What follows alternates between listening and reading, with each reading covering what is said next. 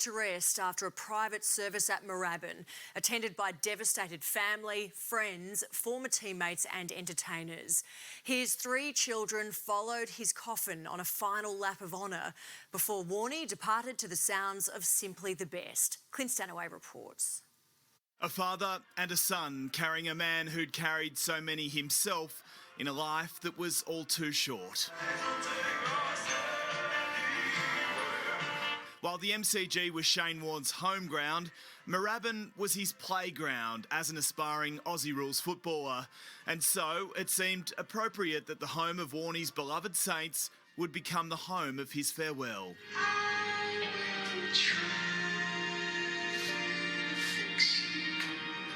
A lap of honour for the Spin King, his coffin draped in a Saint scarf, with the most important people in his life trailing just a step or two behind. His children, Jackson, Brooke and Summer, brother Jason and parents Keith and Bridget.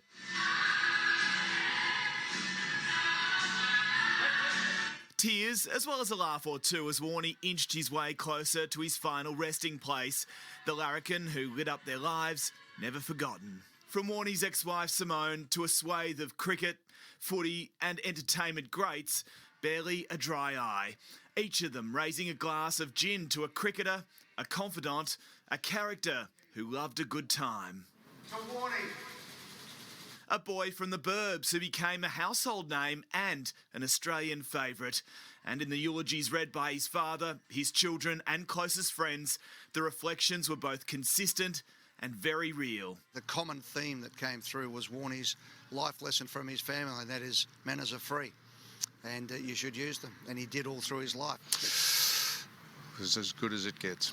There were many who couldn't make today's service, like former fiancée Elizabeth Hurley, who posted, "My heart aches," and a world away in Costa Rica, a special gift from Coldplay's Chris Martin. A unique and original piece of music, an instrumental called The Eulogy, dedicated to Shane, and it was just so fitting and classy and sophisticated and touching. A legend now at rest, ahead of a celebration of his life in 10 days' time at a place he made his own. I hope they pack out the MCG. That'll be a fitting tribute to a great man. And that's exactly what Warne would have loved.